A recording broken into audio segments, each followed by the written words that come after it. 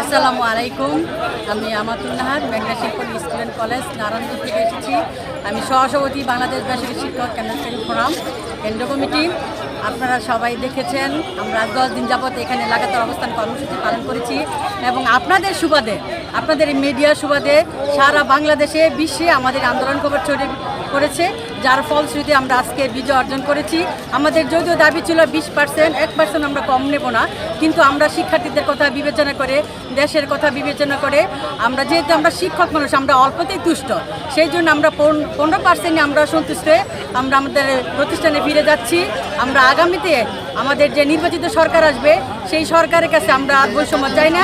সেই সরকারের কাছে আমাদের মেসেজ থাকবে, সরকারি বেসরকারির যে বৈষম্য সেটা নিরসন হবে এবং আমরা তখন আমাদের জাতীয়করণ যে দাবি, সেই দাবি আমরা সেই সরকারের কাছে পেশ করবো।